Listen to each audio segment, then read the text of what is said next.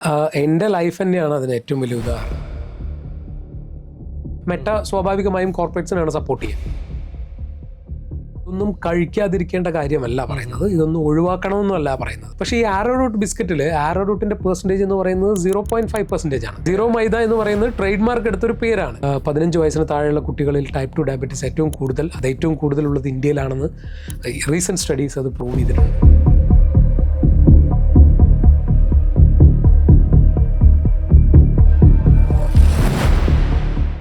ലേസും ബിസ്ക്കറ്റും ബ്രെഡും ഒന്നും കഴിക്കാൻ പാടില്ല എന്ന് നമ്മളെ പഠിപ്പിച്ചിട്ടില്ല. ഇപ്പോഴും പറഞ്ഞുകൊണ്ടിരിക്കുന്ന ഇൻവെസ്റ്റിഗേറ്റീവ് ഇൻഫ്ലുവൻസർ ആയിട്ടുള്ള സജിൻ സുരേന്ദ്രൻ ഇന്ന് നമ്മുടെ കൂടെ ഗസ്റ്റ് റൂമിൽ ജോയിൻ ചെയ്യുന്നു. നമസ്കാരം, ഗസ്റ്റ് റൂമിലേക്ക് എല്ലാവർക്കും സ്വാഗതം. ഞാൻ സുനിൽ, എൻ്റെ കൂടെ ജോയിൻ ചെയ്യുന്നു സജിൻ സുരേന്ദ്രൻ. വെൽക്കം. ഒറ്റയാൾ പോരാട്ടം നടത്തിക്കൊണ്ടിരിക്കുന്ന സജിൻ സുരേന്ദ്രൻ, അങ്ങനെ വിശേഷിപ്പിച്ചാൽ പ്രശ്നമാവോ? ഒരു പ്രശ്നമില്ല. നമ്മുടെ ചാനലിന്റെ പേരും അതുപോലെ തന്നെയാണല്ലോ, വൺ മാൻ ഷോ എന്നുള്ളതാണല്ലോ. അതെ. അപ്പോൾ ഒറ്റയ്ക്ക് നമ്മളൊരു സബ്ജക്റ്റ് മുന്നോട്ട് വെക്കുന്നു എന്ന് മാത്രമേ ഉള്ളൂ. കൂടെ ഒരുപാട് പേരുണ്ട്, സപ്പോർട്ടിന്. ഓക്കെ. ഈ ഒരു ചാനൽ സ്റ്റാർട്ട് ചെയ്യാൻ, ഈ ഒരു കോണ്ടന്റ്, ഇപ്പം നമ്മുടെ നാട്ടിൽ ഇഷ്ടം പോലെ കോണ്ടന്റ് ക്രിയേറ്റേഴ്സ് ഉണ്ട്. പല കോണ്ടന്റ് കുപ്രസിദ്ധിയിലൂടെ വളർന്നു വന്നവരുണ്ട്, അതുപോലെ തന്നെ നല്ല രീതിയിൽ കോണ്ടന്റ് ക്രിയേഷൻ ചെയ്യുന്നവരും ആൾക്കാരും ഉണ്ട്. പക്ഷേ ഇതൊരു ഡിഫറെൻറ്റ് വേ ആയിരുന്നു അല്ലേ? കാര്യം നമുക്കറിയാം, ഇത് ചെയ്തു കഴിഞ്ഞാൽ നാളെ പ്രശ്നങ്ങൾ ഒരുപാട് കോൺസിക്വൻസ് ഫേസ് ചെയ്യേണ്ടി വരും എന്നറിഞ്ഞിട്ടും ഇത് തുടങ്ങാനുള്ളൊരു പ്രചോദനം, അതായത് ഈ വൻകിട ബ്രാൻഡുകളെയൊക്കെ അവരുടെ ഇൻഗ്രീഡിയൻസ് ഒക്കെ ഇങ്ങനെ ഇഴകീറി പരിശോധിച്ച് അത് സമൂഹ മാധ്യമങ്ങളിലൂടെ വളരെ വെട്ടി തുറന്ന് പറയാനായിട്ടുള്ള ആ ഒരു ഇൻസ്പിറേഷൻ എങ്ങനെയായിരുന്നു? എൻ്റെ ലൈഫ് തന്നെയാണ് അതിന് ഏറ്റവും വലിയ ഉദാഹരണം. കാരണം എൻ്റെ കുട്ടിക്കാലത്ത് ഞാൻ ഒരുപാട് പ്രോസസ്ഡ് പാക്കേജ്ഡ് ഫുഡുകൾ കൺസ്യൂം ചെയ്തുകൊണ്ടിരുന്ന ഒരാളാണ്. അത് പിന്നീട് എൻ്റെ വരും കാലങ്ങളിൽ എനിക്ക് വന്ന എൻ്റെ ശരീരത്തിനുണ്ടായ പ്രശ്നങ്ങളൊക്കെ കൊണ്ട് കാരണമാണ് നമ്മളത് പിന്നീട് അതിനെക്കുറിച്ച് അന്വേഷിക്കുകയും റിസർച്ച് ചെയ്യുകയൊക്കെ ചെയ്തപ്പോൾ ഈ പ്രോസസ്ഡ് ഫുഡ് അമിതമായിട്ട് കഴിക്കുന്നത് കൊണ്ടാണ് ഈ പ്രശ്നങ്ങളെല്ലാം ഉണ്ടാവുന്നത് എന്ന് തിരിച്ചറിഞ്ഞ നിമിഷം മുതലാണ് നമ്മൾ ഈ ഒരു കോണ്ടന്റ് തയ്യാറാക്കാൻ തുടങ്ങുന്നത്. അത് അതായത് നമ്മുടെ തലമുറ അല്ലെങ്കിൽ അടുത്ത തലമുറ അത് ശീലിക്കാൻ പാടില്ല. അവരെ നെക്സ്റ്റ് ജനറേഷൻ അത് ശീലിക്കാൻ പാടില്ല. ശീലിച്ചു കഴിഞ്ഞാൽ അതിൽ വലിയൊരു ദുരന്തമായി മാറാൻ സാധ്യതയുണ്ട് എന്നുള്ളൊരു തിരിച്ചറിവിൻ്റെ പുറത്താണ് നമ്മൾ ഈ ഒരു പ്രോഗ്രാം തുടങ്ങുന്നത് തന്നെ. ഓക്കെ. തുടക്കമൊക്കെ എങ്ങനെയായിരുന്നു? ആദ്യം ഒരു വീഡിയോ ഇടുമ്പോൾ എന്തിനെയാണ് അന്ന് ആദ്യം ഇഴകീറി പരിശോധിച്ചത് ഓർക്കുന്നുണ്ടോ? ഇല്ല, അങ്ങനെ ഇല്ല. എനിക്ക് തോന്നുന്നത് ബിസ്ക്കറ്റാണെന്ന് തോന്നുന്നു. ബിസ്ക്കറ്റാണ് നമ്മൾ സ്റ്റാർട്ടിങ് സ്റ്റേജിൽ തുടങ്ങുന്നത്. കാരണം കുട്ടികൾക്ക് എപ്പോഴും പ്രിയം ബിസ്ക്കറ്റ്സ് ആണല്ലോ. ബിസ്ക്കറ്റാണ്. അപ്പോൾ അതുകൊണ്ട് അങ്ങനെ ബിസ്ക്കറ്റിനാണ് നമ്മൾ സ്റ്റാർട്ട് ചെയ്തത്. ബിസ്ക്കറ്റിൻ്റെ ഓരോ ഇൻഗ്രീഡിയൻസ് എന്തൊക്കെയാണ്, എത്രയൊക്കെയാണ് കൂടുതലുള്ളത്, എങ്ങനെയാണ് ഇൻഗ്രീഡിയൻസിൽ അതിനകത്ത് മെൻഷൻ ചെയ്തിട്ടുണ്ടാവുക, എന്തൊക്കെയാണ് അതിനകത്ത് ശ്രദ്ധിക്കേണ്ടത്, ഇതാണ് നമ്മൾ ആദ്യമായിട്ട് ചെയ്യുന്ന ഒരു കണ്ടന്റ്. അപ്പം അതിന് അധികം അത്ര റീച്ച് ഉണ്ടായിരുന്നില്ല. പിന്നീടുള്ള ഓരോ വീഡിയോസിനും നമുക്ക് റീച്ചുകൾ വന്നു തുടങ്ങി. അപ്പോൾ പിന്നെ നമുക്കും സപ്പോർട്ട് കൂടുതലുണ്ടായപ്പോൾ നമുക്ക് കൂടുതൽ ചെയ്യാനുള്ളൊരു പ്രചോദനമായി. പിന്നീട് അങ്ങനെയാണ് ഓരോ വീഡിയോസും ചെയ്തത്. പിന്നെ കുറേ പേര് അത് ഏറ്റെടുത്തു. ഈവൻ സെലിബ്രിറ്റീസൊക്കെ അത് സ്റ്റോറി ഇട്ടിട്ടും സ്റ്റാറ്റസ് ഇട്ടിട്ടൊക്കെ വെച്ചപ്പോഴാണ് കുറച്ചും കൂടെ റീച്ച് നമുക്ക് കിട്ടിയത്. ഓക്കെ. ഇപ്പോൾ ഒരു ശരാശരി മനുഷ്യൻ ബേക്കറിയിലേക്ക് കയറി ചെല്ലുമ്പോൾ വാങ്ങിക്കുന്നത് ഇപ്പോൾ ബ്രെഡ്, ബിസ്ക്കറ്റ്. ഇതൊക്കെ നല്ലതാണ്, ബിസ്ക്കറ്റ് കഴിക്കാൻ കുഴപ്പമൊന്നുമില്ല, വേറെ ഒന്നും കഴിക്കാൻ പാടില്ല, ബിസ്ക്കറ്റ് കഴിക്കാം, ബ്രെഡ് എന്തായാലും കഴിക്കണം. എന്തിനും ഇപ്പോൾ ഒരു ഹോസ്പിറ്റലിൽ ഒരു രോഗിയെ സന്ദർശിക്കാൻ പോകുമ്പോൾ പോലും നമ്മൾ ആദ്യം ബ്രെഡ് വാങ്ങിക്കാം, ബ്രെഡ് നല്ലതാണല്ലോ, ബ്രെഡ് കഴിക്കാം എന്നൊക്കെ പറഞ്ഞിട്ടൊക്കെയാണ് വാങ്ങിച്ച് കൊണ്ടുപോകുന്നത്. അപ്പോൾ ഒരു മനുഷ്യൻ ബേക്കറിലേക്ക് കയറി ചെല്ലുമ്പോൾ ഈ ബിസ്ക്കറ്റും ബ്രെഡും റസ്കും ഒക്കെ വാങ്ങിക്കുമ്പോൾ എന്ത് കാര്യമാണ് ആദ്യം ശ്രദ്ധിക്കേണ്ടത്? നമ്മൾ എപ്പോഴും, ഞാൻ എൻ്റെ എല്ലാ വീഡിയോസിലും പറയാറുള്ളൊരു കാര്യമുണ്ട്, ഇതൊന്നും കഴിക്കാതിരിക്കേണ്ട കാര്യമല്ല പറയുന്നത്, ഇതൊന്നും ഒഴിവാക്കണമെന്നല്ല പറയുന്നത്. ഞാൻ എൻ്റെ ഒരു വീഡിയോയിലും ഈ പ്രൊഡക്റ്റ് കഴിക്കണമെന്നോ അല്ലെങ്കിൽ കഴിക്കരുതെന്നോ ഒഴിവാക്കണമെന്നോ അല്ല പറയുക. നമ്മളൊരു പ്രൊഡക്റ്റ് വാങ്ങിക്കുമ്പോൾ ആ പ്രൊഡക്റ്റിൽ എന്തൊക്കെയാണ് ഉണ്ടാക്കിയ കമ്പനി എഴുതിയിരിക്കുന്നത് അല്ലെങ്കിൽ ചേർത്തിരിക്കുന്നത് എന്നുള്ളത് തിരിച്ചറിയേണ്ട ഒരു ഉത്തരവാദിത്തം നമുക്കുണ്ട്. എന്ത് കഴിക്കുന്നു എന്നുള്ളത്. ഇപ്പം നമ്മളൊരു വാഹനം വാങ്ങിക്കുമ്പോൾ നമ്മൾ എന്തൊക്കെ ശ്രദ്ധിക്കാറുണ്ട്? അതിൻ്റെ നിറം, പവർ, അതിൻ്റെ പെർഫോമൻസ്, അതിൻ്റെ ബ്രാൻഡ് എല്ലാം നോക്കാറില്ലേ? അപ്പോൾ നമ്മൾ കഴിക്കുന്ന ഭക്ഷണത്തിൽ നമ്മൾ എന്തുകൊണ്ട് ഇതൊന്നും ശ്രദ്ധിക്കുന്നില്ല? അതിൻ്റെ ഒരു 10% എഫേർട്ട് നമ്മൾ അതിനകത്ത് എടുത്താൽ മതി. അപ്പോൾ അത് നമ്മൾ ശ്രദ്ധിച്ചു തുടങ്ങുക, എന്താണ് ഇതിനകത്ത് കൂടുതലുള്ളത്, എന്താണ് കൂടുതൽ ചേർത്തിരിക്കുന്നത്, എന്താണ് അതിൻ്റെ ന്യൂട്രീഷൻ വാല്യൂ പ്രകാരം അതിനകത്ത് എന്താണ് കൂടുതലുള്ളത് എന്നെല്ലാം നമ്മൾ മനസ്സിലാക്കുക. മാത്രമല്ല അതിൻ്റെ സെർവിങ് സൈസ് എത്രയാണ് കഴിക്കേണ്ടത് എന്നുള്ളത് ആ ഉണ്ടാക്കിയ കമ്പനി തന്നെ ആ പാക്കേജിൽ മെൻഷൻ ചെയ്ത് വെച്ചിട്ടുണ്ടാവും. ഇതെല്ലാം വളരെ ചെറിയ അക്ഷരത്തിലായിരിക്കും മെൻഷൻ ചെയ്തിട്ടുണ്ടാവുക. സോ അതൊക്കെ നമ്മൾ തിരിച്ചറിയുക. എന്നിട്ട് അതിനനുസരിച്ച് നമുക്ക് കഴിക്കുകയാണെങ്കിൽ എല്ലാം കഴിക്കാം, ഒരളവിന് കഴിക്കാം. പക്ഷേ ഇന്നത്തെ ജനറേഷൻ ഒരു അളവിൽ കൂടുതലാണ് കൺസ്യൂം ചെയ്തുകൊണ്ടിരിക്കുന്നത്. ഇപ്പം നമ്മുടെ കുട്ടിക്കാലത്ത് കഴിച്ച രീതിയല്ല ഇന്ന് കുട്ടികൾ കഴിച്ചുകൊണ്ടിരിക്കുന്നത്. നമ്മുടെ കുട്ടിക്കാലത്ത് നമുക്ക് 5 രൂപയിൽ താഴെയായിരിക്കും നമ്മുടെ പോക്കറ്റ് മണി ഉണ്ടാവുക. പക്ഷെ ഇന്ന് എല്ലാവരും 500 എബോവ് 1000 എബോവ്സ് ഒക്കെ പോക്കറ്റ് മണി ഉണ്ടാവും. അപ്പോൾ അവർക്ക് എന്ത് വേണമെങ്കിലും വാങ്ങിച്ച് എത്ര വേണമെങ്കിലും കഴിക്കാനുള്ളൊരു സ്വാതന്ത്ര്യമുണ്ട്. അപ്പോൾ അത് മാറ്റിയെടുക്കുക തന്നെ വേണ്ടി വരും. അപ്പം അത് ശ്രദ്ധിക്കുക, എന്തൊക്കെയാണ് എഴുതിയിരിക്കുന്നത്, എത്രയാണ് എഴുതിയിരിക്കുന്നത്, കഴിക്കേണ്ടത് എത്രയാണ്, എല്ലാം ശ്രദ്ധിച്ച് വാങ്ങിക്കുക, കഴിക്കാം. അത്ര. ഇപ്പൊ ഇൻഗ്രീഡിയൻസ് നോക്കിയാൽ മതി അല്ലേ? യെസ്, ഇൻഗ്രീഡിയൻസ് നോക്കിയാൽ മതി. അവർ പറഞ്ഞ അളവിൽ മാത്രം അതെ, ഇൻഗ്രീഡിയൻസ് എന്ന് പറയുന്നത് ആസ് പെർ FSSAIന്റെ നിയമപ്രകാരം ഇൻഗ്രീഡിയൻസ് വായിക്കുമ്പോൾ അതിനകത്ത് ഏറ്റവും കൂടുതലുള്ളതാണ് ആദ്യം മുതൽ ചേർത്ത് വരിക.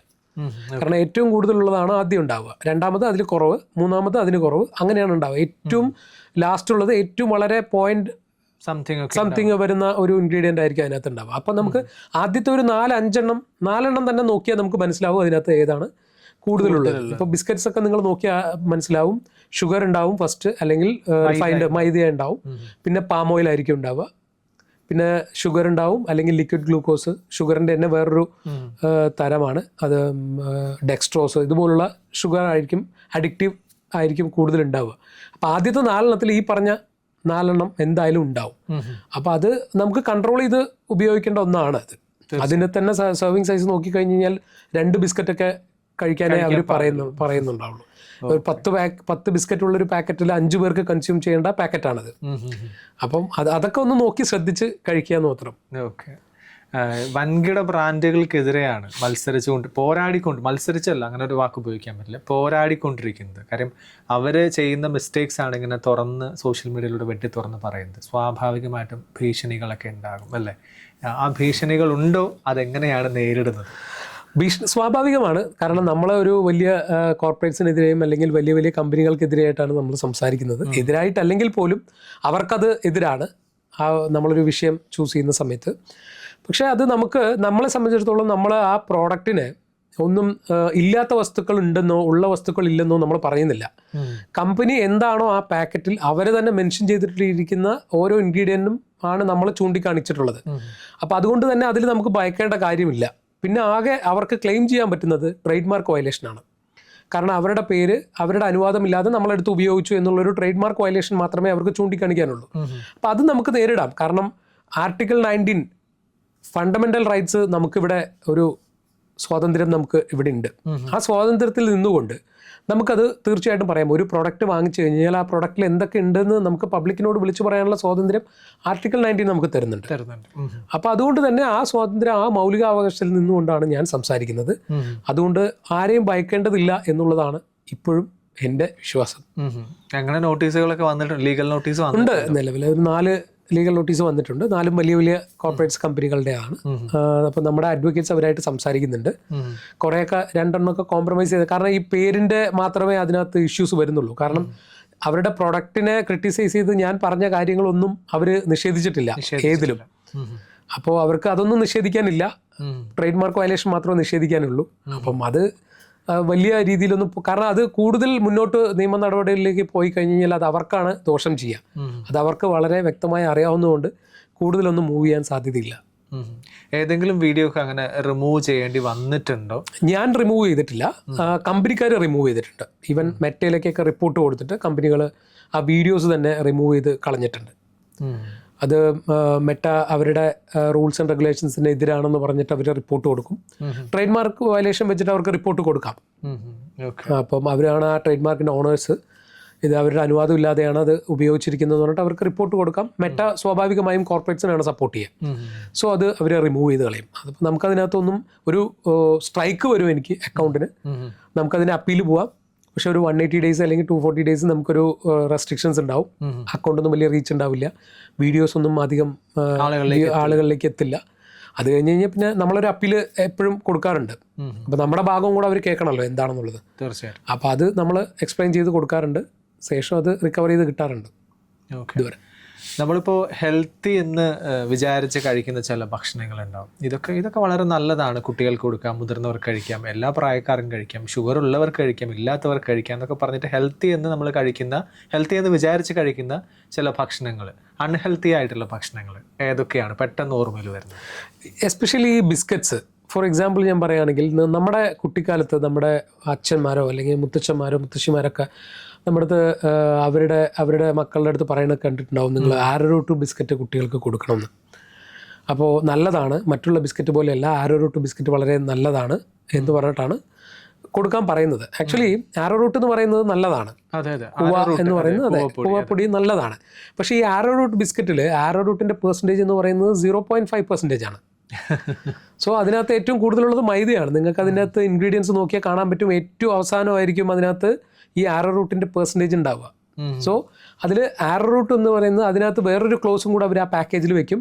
ഈ ആരോറൂട്ട് എന്ന് പറയുന്നത് ഒരു ട്രേഡ് മാർക്കിൻ്റെ പേര് മാത്രമാണ്, ഇത് നേച്ചറുമായിട്ട് യാതൊരു ബന്ധവുമില്ല എന്നുള്ളത് എല്ലാ ബിസ്ക്കറ്റിൻ്റെ ആരോറൂട്ടിൻ്റെ ബിസ്ക്കറ്റിൻ്റെ പാക്കറ്റിലും ഈ ഒരു ക്ലോസ് ഉണ്ടാവും. ഇത് നമ്മൾ ശ്രദ്ധിക്കില്ല, നമ്മൾ ആരോറൂട്ട് മാത്രമേ ശ്രദ്ധിക്കൂ. നമ്മൾ ആരോറൂട്ട് മാത്രമേ ശ്രദ്ധിക്കുള്ളൂ. നമ്മളെപ്പോഴും ആരോറൂട്ട് എന്ന് ചിന്തിക്കുമ്പോൾ നമ്മൾ ആ കൂവയുടെ ചിന്തയായിരിക്കും നമ്മുടെ കയ്യിൽ ഉണ്ടാവുക. പക്ഷെ അത് ആ ട്രേഡ് മാർക്കാണ്. ആക്ച്വലി ട്രേഡ് മാർക്ക് എടുത്തു വെച്ചൊരു പേര് മാത്രമാണ്, ഇത് നേച്ചറുമായിട്ട് യാതൊരു ബന്ധവും അത് ഈവൻ നമുക്ക് ഈ ആരോറൂട്ടിൻ്റെ ബിസ്ക്കറ്റ് ഞാനൊരു എക്സാമ്പിൾ മാത്രം പറഞ്ഞാണ്. ഇത് ആരോറൂട്ടിൻ്റെ മാത്രമല്ല, കുറേ കെച്ചപ്സിലുണ്ടാവും, ടൊമാറ്റോ ബേസ് ചെയ്തിട്ടുള്ള കുറേ പ്രോഡക്ട്സുകളിലുണ്ടാവും. അതുപോലെ ഈ ഹെൽത്തി എന്ന് തോന്നിക്കുന്ന ഇൻഗ്രീഡിയൻസ് വെച്ചിട്ടുള്ള എല്ലാ പ്രോഡക്ട്സിലും ഈ സാധനം ഒരു ക്ലോസ് കമ്പനി എന്തായാലും വെക്കും.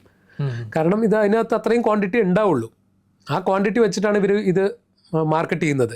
ശരിക്കും അത് തെറ്റാണ്, മിസ് ബ്രാൻഡിങ് അല്ലെങ്കിൽ മിസ്ലീഡിങ് ആണ് ശരിക്കും ചെയ്യുന്നത്.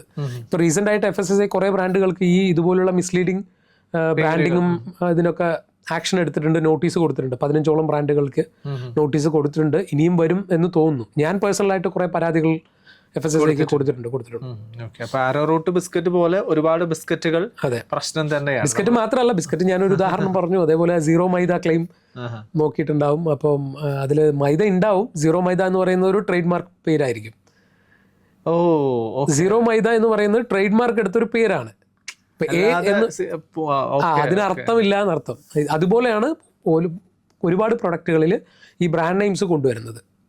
ഇപ്പോൾ ഫ്രഷ് ടൊമാറ്റോ എന്ന് പറയുന്ന ഒരു കെച്ചപ്സ് ഇറങ്ങിയിട്ടുണ്ട്. ഓക്കെ, ഈ ഫ്രഷ് ടൊമാറ്റോ എന്ന് പറയുമ്പോൾ നമ്മളെപ്പോഴും കേൾക്കുമ്പോൾ അത് ഫ്രഷ് ടൊമാറ്റോ ആണ്, ഫ്രഷ് ടൊമാറ്റോ എന്ന് എടുത്ത കെച്ചപ്പാണ് എന്നാണ് വിചാരിക്കുക.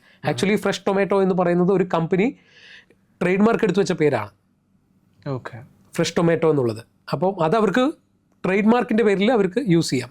ആ പാക്കേജിൽ തന്നെ അവർ എഴുതിയിട്ടുണ്ടാവും ഈ പേര് നാച്ചുറലായിട്ട് യാതൊരു ബന്ധവുമില്ല, ഇതൊരു ട്രേഡ് മാർക്ക് പേര് മാത്രമാണെന്ന് അവർ അതിനകത്ത് ഉണ്ടാവും. സോ നമുക്ക് ലേബിളുകൾ വായിച്ചു നോക്കി കഴിഞ്ഞാൽ നമുക്ക് അറിയാൻ പറ്റും ഇത് എന്താണ്, ഈ ടൊമാറ്റോ എന്ന് പറയുന്നത് എന്താണ്, റിയൽ ആണോ അതോ ഈ പറയുന്ന ട്രേഡ് മാർക്കിൻ്റെ പേരാണോ എന്താണെന്നുള്ളത് നമുക്ക് ലേബിളുകൾ വായിച്ചു കഴിഞ്ഞാൽ തന്നെ നമുക്ക് മനസ്സിലാവും. ജനങ്ങളെ മണ്ടന്മാരാക്കുകയല്ലേ ഈ കമ്പനികളൊക്കെ ഈ ഒരു പേര് വെച്ചിട്ട്?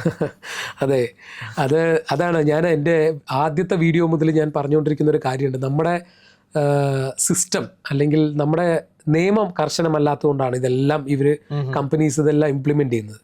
എന്തുകൊണ്ട് സ്ട്രിക്റ്റ് ആയിട്ടുള്ള ഓരോ യൂറോപ്യൻ രാജ്യങ്ങളിൽ ഇതൊന്നും ഇംപ്ലിമെൻ്റ് ചെയ്യുന്നില്ല? ഈവൻ നോർവേ അല്ലെങ്കിൽ ഈ പറയുന്ന സ്വീഡൻ പോലുള്ള രാജ്യങ്ങളിൽ ഇതുപോലെ നമ്മുടെ നാട്ടിൽ കൊടുക്കുന്ന പരസ്യങ്ങളൊന്നും അവർക്ക് അവിടെ കൊടുക്കാൻ പറ്റില്ല. ഓരോ രാജ്യങ്ങളിൽ കുട്ടികളെ വെച്ചിട്ട് പരസ്യം ചെയ്യാൻ പാടില്ല എന്ന് തന്നെ നിയമമുണ്ട്. അപ്പോൾ ഈ കമ്പനികളൊന്നും അവിടെ ഇതൊന്നും ചെയ്യില്ല. എന്തുകൊണ്ടാണെന്ന് വെച്ച് കഴിഞ്ഞാൽ ആ രാജ്യത്ത് അതിൻ്റെ നിയമം അത്രയധികം കർശനമായതുകൊണ്ടാണ് അവർക്കത് ചെയ്യാൻ പറ്റാത്തത്. പക്ഷേ ഇന്ത്യയെ സംബന്ധിച്ചിടത്തോളം നിയമം കർശനമല്ല. ആ നിയമം ഇവിടെ കർശനമാകാത്തിടത്തോളം കാലം കമ്പനികൾ നമ്മളെ ചൂഷണം ചെയ്തുകൊണ്ടേയിരിക്കും, നമ്മളതിന് അടിമപ്പെട്ടുകൊണ്ടേയിരിക്കും. കാരണം ചെറിയൊരു ഉദാഹരണം ഞാൻ പറയാം. 2015 ഡൽഹി ഹൈക്കോടതി മാഗി എന്ന് പറയുന്നൊരു പ്രോഡക്റ്റ് ഇവിടെ ബാൻ ചെയ്താണ്. അവർ തിരിച്ചു വിളിച്ചു. സോഡിയം കണ്ടൻറ്റ് അല്ലെങ്കിൽ ഈ പറയുന്ന ഉപ്പ് അല്ലെങ്കിൽ സോഡിയം എല്ലാം അളവിൽ കൂടുതൽ അതിനകത്ത് യൂസ് ചെയ്തു എന്ന് പറഞ്ഞിട്ടാണ് അവർ കോടതി റെസ്ട്രിക്റ്റ് ചെയ്തത്. മാർക്കറ്റിൽ നിന്ന് എല്ലാം തിരിച്ചു വിളിച്ചു. അവസാനം അവർ മാഗി എന്ന് പറയുന്ന കമ്പനി കോടതിയിൽ അവർ ക്ലെയിം ചെയ്തു, അവരത് സോഡിയം കുറയ്ക്കാമെന്ന് ക്ലെയിം ചെയ്തു. കോടതി വിധിച്ചു, അവർക്ക് 20 ലക്ഷം രൂപ ഫൈൻ വിധിച്ചു. 20 ലക്ഷം രൂപ ഫൈൻ വിധിച്ച് ആ ഫൈന് കെട്ടിവെച്ച് അവർ വീണ്ടും മാർക്കറ്റിലോട്ട് വന്നു. ഇന്നും ഏറ്റവും ലീഡിംഗ് ആയിട്ടുള്ള ഒരു ഫുഡ് ബ്രാൻഡാണ് ഇൻസ്റ്റൻറ്റ് നൂഡിൽസിൻ്റെ മാഗി. അവരുടെ ഒരു വർഷത്തെ ഇന്ത്യയിലെ ഇൻകം എന്ന് പറയുന്നത് 1200 crore പ്ലസ് ആണ്. അവരെ സംബന്ധിച്ചിടത്തോളം ഈ 20 ലക്ഷം എന്ന് പറയുന്നത് ചായക്കാശാണ്, 20 രൂപ പോലെയാണ്. അപ്പോൾ അത് കെട്ടിവെച്ച് ഒരു പ്രോഡക്റ്റ് അവർക്ക് മാർക്കറ്റിലോട്ട് ഇറക്കാമെങ്കിൽ, ഇത് നിങ്ങൾ നോക്കൂ, ഈ ഒരു പ്രോഡക്റ്റ് അല്ലെങ്കിൽ ഈ ഒരു നിയമം, ഈ ഒരു ബാൻ വേറെ ഏതെങ്കിലും രാജ്യത്താണെന്നുണ്ടെങ്കിൽ അവനവിടെ ആ പ്രോഡക്റ്റ് അവിടെ ഇറക്കാൻ പറ്റില്ല. പിന്നീട് ഇറക്കാൻ പറ്റില്ല. സോ ആ നിയമം ഇവിടെ കർശനമാകാത്തിടത്തോളം കാലം നമ്മൾ സർവൈവ് ചെയ്യാൻ വേണ്ടി വരും. അവിടെ നമ്മളാണ് ഇവിടെ ശ്രദ്ധിക്കേണ്ടത്, നമ്മളാണ് ബോധവൽക്കരിക്കപ്പെടേണ്ടത്, നമ്മൾ ഓരോരുത്തരുമാണ് ശ്രദ്ധിക്കേണ്ടത്. കമ്പനികൾ ഒരിക്കലും തിരുത്തില്ല. ഓക്കെ. ഇപ്പോൾ ഇത് സാധാരണ ജനങ്ങൾക്ക് വേണ്ടിയുള്ള ഒരു ചോദ്യമാണ്. ഇപ്പോൾ കടയിലേക്ക് കയറുമ്പോൾ ബിസ്ക്കറ്റ്, ബ്രെഡ്, ബണ്ണ് ഇതൊക്കെയാണല്ലോ കൂടുതലും ആളുകൾ വാങ്ങിക്കുക. ശരിക്കും ഇതിലെന്താണ് ഉള്ളത്? ഇത് കഴിച്ചു കഴിഞ്ഞാൽ ഭാവിയിൽ അവരുടെ മക്കൾക്കും അവർക്കും ഉണ്ടാവുന്ന പ്രത്യാഘാതങ്ങളൊക്കെ എന്തായിരിക്കും? ഈവൻ എല്ലാ പ്രോഡക്റ്റിലും കൂടുതലായിട്ട് നമ്മൾ കാണുന്നത് ഈ മൈദ, പാം ഓയിൽ, ഷുഗർ തന്നെ നമുക്ക് ഒരുപാട് പേരുകളിലുണ്ട്. ഇപ്പോൾ ഡെക്സ്ട്രോസ് എന്ന് പറയുന്ന ലിക്വിഡ് ഗ്ലൂക്കോസ് അല്ലെങ്കിൽ ഗ്ലൂക്കോസ് സിറപ്പ്, കോൺ സിറപ്പ് എന്ന് പറയുന്ന ഒരുപാട് പേരുകളുണ്ട്. എനിക്ക് തോന്നുന്നു 293 പേരോളം ഉണ്ട് ഷുഗർ എന്ന് പറയുന്ന ഒരു പ്രോഡക്റ്റിന്, ഒരു ഇൻഗ്രീഡിയൻറ്റിന്. സോ അത് പല പേരുകളിലാക്കിയിട്ടായിരിക്കും അതിനകത്ത് ഉണ്ടാവുക. അപ്പോൾ നമ്മൾ ചിലപ്പോൾ ഷുഗർ ഇല്ല എന്ന് പറഞ്ഞ് കഴിക്കുന്നത് അതിനകത്ത് മറ്റൊരു രീതിയിൽ ഷുഗർ ഉണ്ടാവും. അപ്പോൾ ഇത് നമ്മൾ കൂടുതലായിട്ട് കൺസ്യൂം ചെയ്ത്, ഇപ്പോൾ മൈദ എന്ന് പറയുന്ന സാധനം വലിയ അപകടകരമായിട്ടുള്ള ഒന്നല്ല, പക്ഷെ അതിനകത്ത് ന്യൂട്രീഷൻ വാല്യൂ ഇല്ല എന്നുള്ളതാണ് സത്യം. അതുകൊണ്ടാണ് ഇത് കഴിക്കാൻ പാടില്ല എന്ന് പറയുന്നത്. അപ്പോൾ ഇത് കൂടുതലായിട്ട് കഴിച്ചു കഴിഞ്ഞാൽ, ഷുഗറും കൂടുതലായിട്ട് കഴിച്ചു കഴിഞ്ഞാൽ, പാം ഓയിലും കൂടുതലായിട്ട് കഴിച്ചു കഴിഞ്ഞാൽ, ഈവൻ നമ്മുടെ ഇന്ത്യയിൽ ICMR, WHO എല്ലാം നമ്മുടെ അടുത്ത് പറഞ്ഞിരിക്കുന്നൊരു കാര്യം, ഈ പാം ഓയിലും ഷുഗറും ഓവറായിട്ട് കൺസ്യൂം ചെയ്ത് കഴിഞ്ഞ് കഴിഞ്ഞാൽ നമുക്ക് ഡയബറ്റീസ്, ടൈപ്പ് 2 ഡയബറ്റീസ് അല്ലെങ്കിൽ ഹൃദ്രോഗ സാധ്യത വളരെയധികം കൂടുതൽ, ഒബീസിറ്റി വളരെയധികം കൂടുതൽ. നിങ്ങൾ നോക്കിയാൽ അറിയാം, കഴിഞ്ഞ 25 വർഷത്തിന് ശേഷം ഏറ്റവും കൂടുതൽ ഒബീസിറ്റി നമ്മുടെ രാജ്യത്താണുള്ളത്. Diabetes capital of the world ആണ് ഇന്ത്യ എന്ന് പറയുന്നത്, കേരളം ഉൾപ്പെടെ. സോ അതെന്തുകൊണ്ടാണെന്ന് വെച്ച് കഴിഞ്ഞാൽ ഈ പ്രോസസ്ഡ് ഫുഡുകൾ അത്രയധികം നമ്മൾ കൺസ്യൂം ചെയ്തത് കൊണ്ടാണ്. പണ്ട് കാലത്ത് ഇപ്പോൾ എനിക്ക് തോന്നുന്നു സുനിൽ ബ്രോൻ്റെ കുട്ടിക്കാലത്ത് ഇത്രയധികം തടികളുള്ള ആളുകളെ കണ്ടിട്ടുണ്ടാവില്ല. നിങ്ങളുടെ പാരൻറ്റിൻ്റെ അടുത്ത് ചോദിച്ചാലും അറിയാം, ഈ തടിയുള്ള ആളുകളൊന്നും കണ്ടിട്ടുണ്ടാവില്ല. സോ ഇനി ഇത് കൂടുതലാവും, ഒബിസിറ്റി വളരെയധികം കൂടുതലാവും, കുട്ടികൾ കൂടുതൽ കൺസ്യൂം ചെയ്യുന്നു, കൂടുതൽ അസുഖങ്ങളിലേക്ക് വരും. ഈവൻ ഞാൻ ഒരു 1.5 വർഷം മുമ്പ് ഇതുപോലൊരു മറ്റൊരു പോഡ്കാസ്റ്റ് ഇൻ്റർവ്യൂവിൽ ഞാനൊരു കാര്യം പറഞ്ഞിട്ടുണ്ടായിരുന്നു. നമ്മൾ നേരിടാൻ പോകുന്ന അടുത്തൊരു വിപത്തെന്ന് പറയുന്നത് ടീനേജിൽ നമുക്ക് ടൈപ്പ് 2 ഡയബറ്റീസ് നമ്മൾ നേരിടാൻ പോകുന്ന വലിയൊരു വിപത്തിനെ കുറിച്ച് ഞാൻ പറഞ്ഞിട്ടുണ്ടായിരുന്നു. റീസെൻ്റ്ലി സ്റ്റഡി അത് പ്രൂവ് ചെയ്തു. 15 വയസ്സിന് താഴെയുള്ള കുട്ടികളിൽ ടൈപ്പ് 2 ഡയബറ്റീസ് ഏറ്റവും കൂടുതലുള്ളത് ഇന്ത്യയിലാണെന്ന് റീസെൻറ്റ് സ്റ്റഡീസ് അത് പ്രൂവ് ചെയ്തിട്ടുണ്ട്. ജീവിതകാലം മുഴുവൻ മരുന്ന് കഴിച്ചുകൊണ്ടിരിക്കേണ്ടി വരിക കുട്ടി. തീർച്ചയായും. ആ കുട്ടിയുടെ 15ാമത്തെ വയസ്സ് മുതൽ ആ കുട്ടി ഡയബറ്റീസിന് മെഡിസിൻ എടുക്കുക എന്ന് പറയുമ്പോൾ ആ കുട്ടിക്ക് എത്ര ആയുസ് ഉണ്ടാവുന്ന ഒന്ന് ആലോചിച്ച് നോക്കും നിങ്ങൾ. ആ കുട്ടിയുടെ 50 വയസ്സാകുമ്പോഴേക്കും ആ കുട്ടി എത്ര മെഡിസിൻ കൺസ്യൂം ചെയ്യുന്നുണ്ടാവും. അതെ, ഇത് വല്ലാത്തൊരു അവസ്ഥയാണല്ലോ. അതെ, ഇനി ഇതൊന്നുമല്ല, നമ്മൾ ഈ കാണുന്നതല്ല, ഇനിയിപ്പോൾ നെക്സ്റ്റ് ജനറേഷൻ അല്ലെങ്കിൽ അതിൻ്റെയൊക്കെ ജനറേഷൻ എന്ന് പറയുന്നത് വലിയൊരു നമ്മുടെ മുന്നിൽ ചോദ്യചിഹ്നമായി നിൽക്കുന്ന ഒരു എന്താ പറയുക, അത്രയധികം വിഷമിപ്പിക്കുന്ന ഒരു കാര്യമാണ്.